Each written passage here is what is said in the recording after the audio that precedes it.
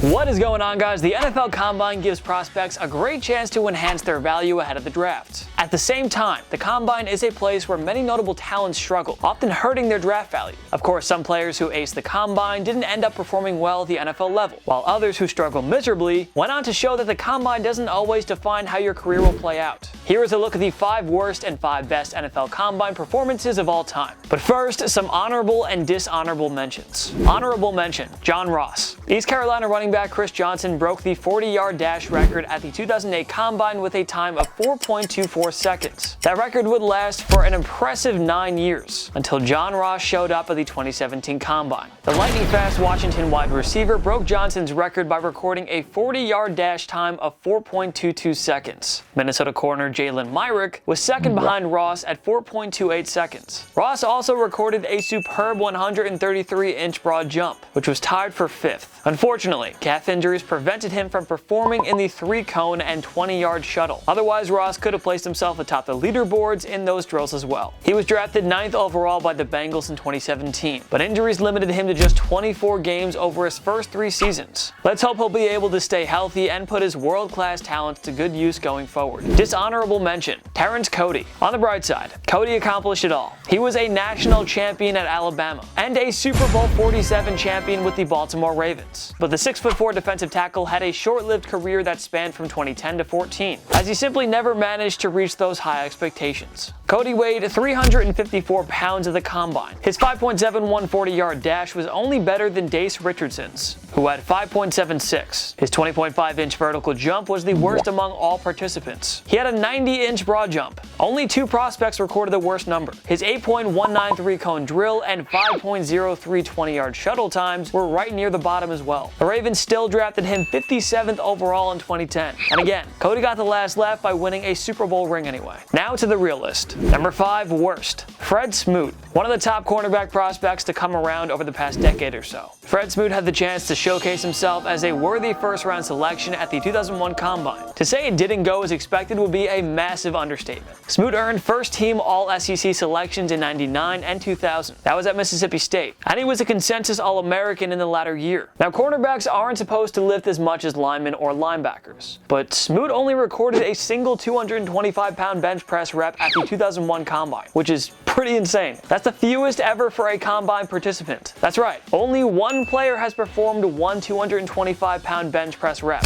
Fred Smoot. He was still drafted in the 2nd round, 45th overall, by the Washington Redskins. He played 9 seasons in the NFL, but he's best remembered for being a central part of the 2005 Minnesota Vikings Love Boat scandal. Number 5 best, Darrius Heyward-Bey. Well, Heyward-Bey didn't exactly dominate the way many expected following 3 productive seasons at Maryland, but his legacy is somewhat cemented since he had one of the most dominant and impressive Combine performances, well, ever.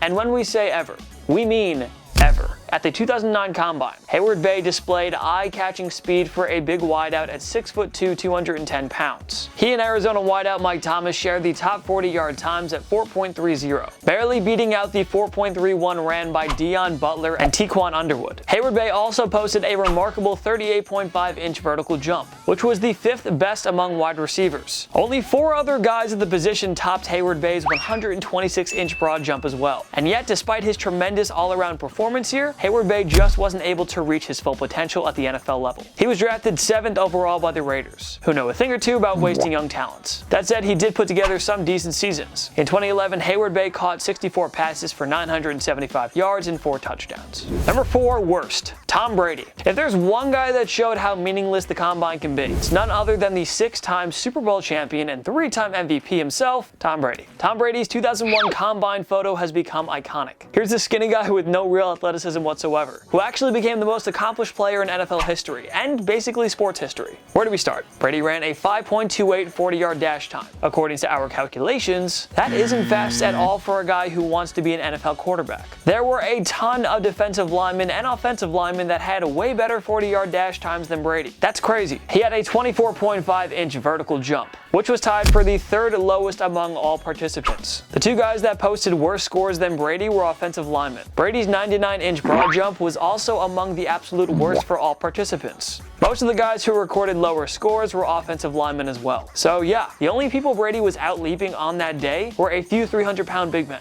And his 4.38 20-yard shuttle time wasn't exactly eye-popping. But some guy named Bill Belichick took this Tom Brady kid in the 6th round, 199th overall. And it pretty much worked out. Who needs the combine?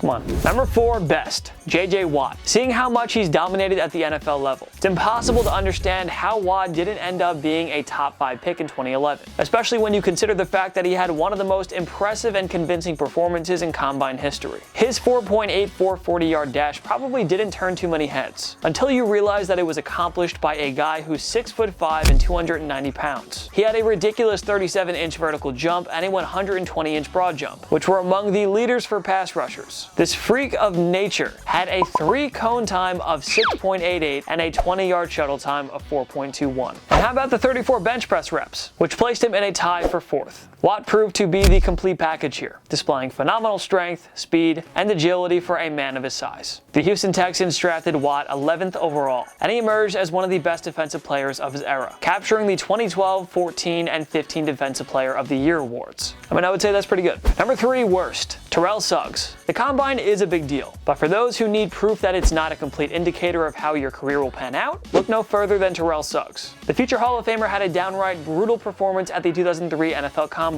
He ran a 4.84 40-yard dash, which was disappointing for a 262-pound pass rusher. He only recorded 19 bench press reps with a 33-inch vertical jump, but the Baltimore Ravens, who are head and shoulder above practically every other team when it comes to drafting, took him with the 10th overall selection. And all Suggs did was earn 7 Pro Bowl selections, 2 Super Bowl rings, become a 100 career sack club member, and win the 2011 Defensive Player of the Year award. Yeah, the combine doesn't always matter. Remember that, kids. Number 3, best, Dontari. The Memphis defensive tackle entered the 2012 draft with plenty of hype, and for good reason. He made such easy work at the combine, and it all but cemented him as an easy top 20 first-round pick. The big 6'3", 346-pound Poe ran the 40-yard dash in 4.98 seconds, which is very good for a guy at his position, especially one that weighs well over 300 pounds. But that was far from his best performance. Poe led all combine participants with 44 bench press reps of 225 pounds. Poe became the media darling of the combine, with Hall of Famer Warren Sapp expressing complete disbelief over his performance. The Chiefs drafted Poe 11th overall, and he went on to enjoy Pro Bowl selections with the team in 2013 and 14. No matter what he accomplishes in the NFL, many will simply best remember this guy for making such a huge statement at the combine. Number 2, worst, Orlando Brown Jr. The Oklahoma product entered the 2018 draft as one of the top offensive tackle prospects in his class. The 2007 unanimous All-American also earned a pair of first-team All-Big 12 selections while being named the 2016 and 2017 Big 12 Offensive Lineman of the Year. Brown, however, failed to impress when it came to the 2018 Combine. He posted a woeful 19.5-inch vertical jump, which was the worst of all 2018 participants. Brown recorded only 14 bench press reps, which was the lowest amount among all offensive lineman prospects. And finally, his 82-inch broad jump placed Brown last among every single participant. His 5.38 20-yard shuttle time was tied for the worst as well. But the joke's on us. The Baltimore Ravens drafted Brown in the 3rd round, 83rd overall. He earned a Pro Bowl selection in his sophomore year, playing an integral part in Lamar Jackson's MVP season as the Ravens finished with the best record in the NFL. While many won't forget his brutal performance, Brown is one of the recent examples about how the combine doesn't always matter as much as we may think. Number 2, best, Brian Jones. The Connecticut product turned plenty of heads at the 2015 Combine, but it was the broad jump performance that put him in the record books. Jones pulled off a broad jump of 12 feet and 2.75 inches. Not only was that an NFL Combine record, but it was also a world record,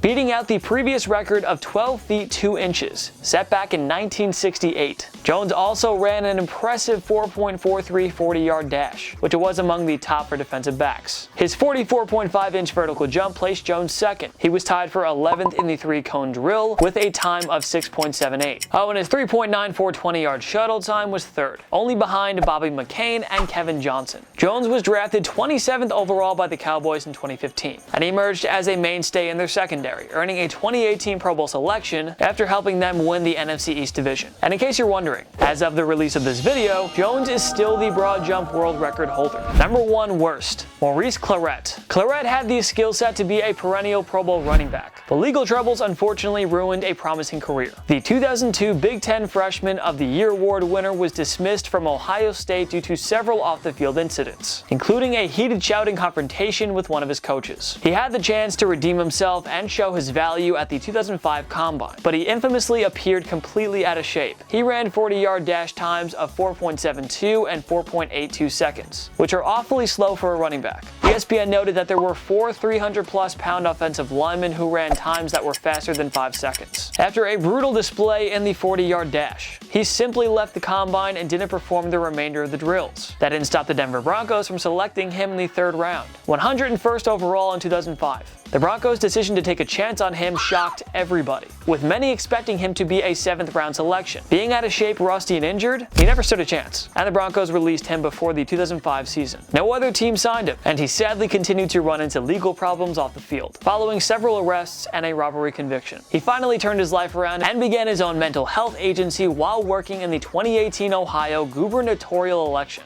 Number 1 best, Mike Mamula. Alright, now you guys might not be too familiar with Mike Mamula. The former defensive end linebacker wasn't exactly a household name during his career, which spanned from 1995 to 2000 with the Philadelphia Eagles. But the former Boston College standout is forever enshrined in NFL Combine lore. In a 2008 interview with ESPN, he admitted that he had practiced all the Combine drills, and I quote, hundreds of times. He ran a 4.58 40-yard dash time, which is obviously excellent for a defensive lineman or linebacker. He also recorded 28 bench press reps of 225 pounds, and his vertical jump measured 38.5 inches. Expected to be a 2nd or 3rd round pick, he impressed so much that the Eagles made him their 7th overall selection. And if that's not impressive enough, he scored 49 out of 50 on the Wonderlic test. Only one guy scored better with a flawless 50 out of 50. Mamula may not have been a Pro Bowl talent in the NFL, but here we are a quarter century later, and still, nobody is completely dazzled at the Combine the way he did. Which do you think are the best and worst NFL Combine performances of all time? Join me in the comment section below. Make sure to follow myself and TPS on social media. We post great content all the time. TikTok, Instagram, Twitter, we are everywhere. Go find us. Go search us right now because your phone's in your hand. I know it is. Just go look. Follow me. I want likes. If you like this video, give it a like as well because, you know, why wouldn't you? We post sports content every day, so subscribe. Everyday content. It's a lot of content actually, so subscribe. Of course, thank you so much for watching. I'm Jason Biondo. I'll see you next time. My knee.